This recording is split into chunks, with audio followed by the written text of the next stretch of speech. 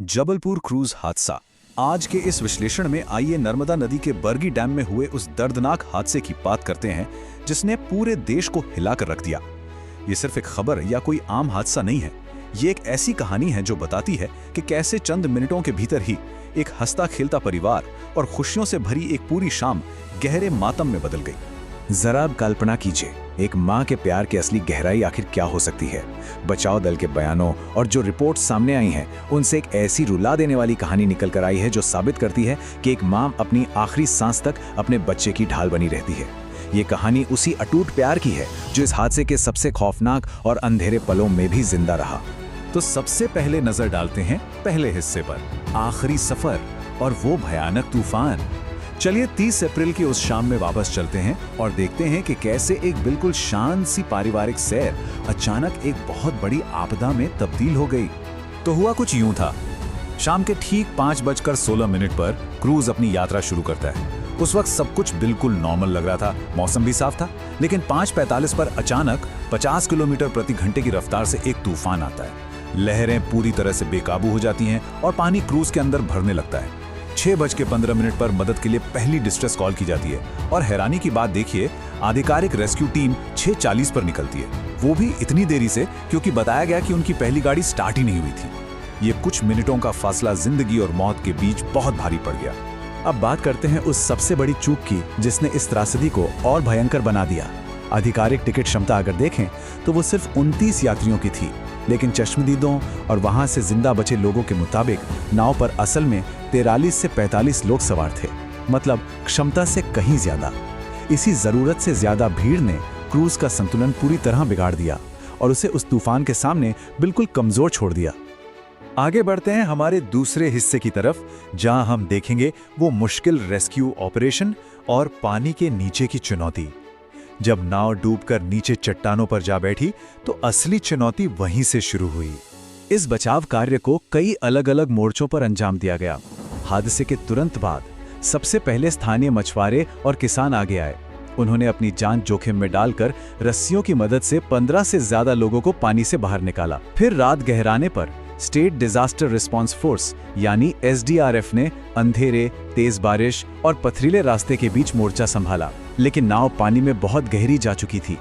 इसलिए अगली सुबह स्थिति की गंभीरता को देखते हुए आर्मी और NDRF के स्पेशल डीप डाइवर्स को पानी में उतारना पड़ा। सतह पर जो तूफान था ना, उससे कहीं ज्यादा खौफनाक मंजर पानी के नीचे गोताखोरों का इंतजार कर रहा था। उन्हें 50 से 60 फीट की गहराई में जाकर काम करना पड़ा।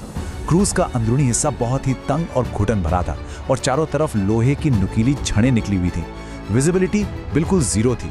रेस्क्यू टीम्स को मलबे के अंदर, खास तौर पर लोअर डेक में जाने के लिए बाकायदा हथौड़ों से छोटे छोटे रास्ते तोड़ने पड़े, जिससे उन्हें खुद के भी वहां फंसने का भारी खतरा बना हुआ था।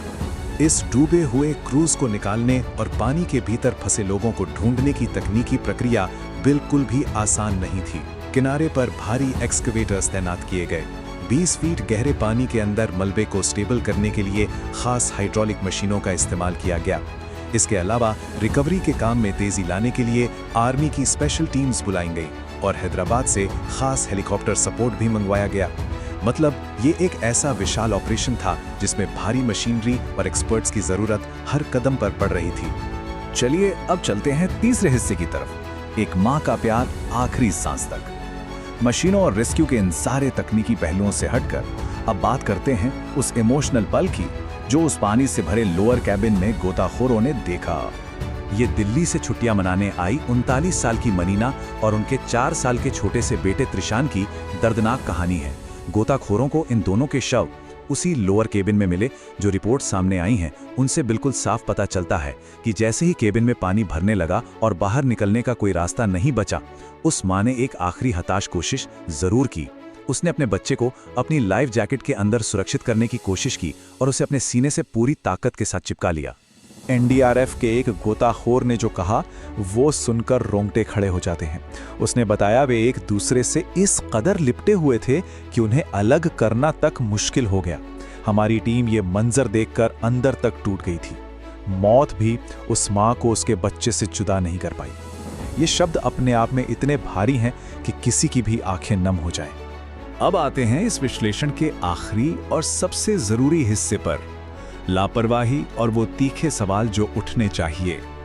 इस शोक और दर्द के बीच अब उन बड़ी चूकों पर निष्पक्ष बात करना जरूरी है जिनकी वजह से ये सब हुआ। 13 ये सिर्फ कोई मामूली नंबर नहीं है, ये वो फाइनल आंकड़ा है जितने लोगों ने इस भयानक हादसे में अपनी जान गंवाई। और सबसे ज्यादा तकलीफदेह बात तो ये है कि इनमें 3 मासूम बच्चे भी शामिल थे। आखिर इतनी जानें गई ही क्यों? इस क्यों का जवाब इस सर्वाइवर के बयान में बहुत साफ झलकता है। मरीना के पति प्रदीप मैसी का कहना है, हमें लाइफ जैकेट पहनने का तो समय ही नहीं मिला, वो ऐसी जगह रखी थी जहां पहुंचना ही नामुमकिन था। ये एक अकेला वाक्य उन सारे सिस्टमैटिक फेलियर्स की पोल खोल देता है जिसने इतने सारे यात्रियों को बिना किसी सेफ्टी के उस तूफान के बीच मरने के लिए छोड़ दिया। जांच और जो वीडियो सबूत सामने आए उनमें कई गंभीर कमियां देखी गईं। पहला, मौसम विभाग ने 50 किलोमीटर प्रति घंटे की हवाओं वाला ऑरेंज अलर्ट दिया था, जिसे पूरी तरह से इग्नोर करके नाव को पानी में उतार दिया गया। दूसरा, नियमों के बावजूद लाइफ जैकेट सफर के दौरान बंधी हुई रखी थी। वीडियो में साफ दिख रहा है कि स्टाफ उन्हें तब खोलने की कोशिश कर रहा था जब नाव डूबना शुरू हो चुकी थी। और तीसरा, चंद सेकंड में ही लोअर डेक में पानी भर गया और वहां मौजूद लोगों को बाहर निकलने का कोई मौका ही नहीं मिला। अब देखिए, हादसे के बाद प्रशासन ने कुछ शुरुआती कदम तो उठाए हैं।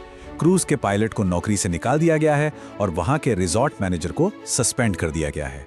इसके साथ ही आगे ऐसे हादसों को रोकने के लिए क्रूज ऑपरेशंस के नए स्टैंडर्ड ऑपरेटिंग प्रोसीजर यानी एसओपी बनाने के लिए एक हाई लेवल डिपार्टमेंटल इंक्वायरी भी शुरू कर दी गई है। तो अंत में एक बहुत ही गहरा और चुभने वाला सवाल उठता है, क्या लापरवाही का एक छोटा सा पल किसी की पूरी दुनिया छीन सकता है? बिल्कुल छीन सकता है। सुरक्षा नियमों की अनदेखी की जो भारी कीमत नर्मदा के गहरे पानी में चुकाई गई है, वो कभी वापस नहीं आ सकती। ये पूरी घटना चीख चीख कर यही सिखाती है कि सुरक्षा के प्रोटोकॉल सिर्फ कागजों पर लिखने के लिए नहीं होते, वो जिंदगियां बचाने की असल ढाल होते हैं। आज के इस विश्लेषण में बस इतना ही।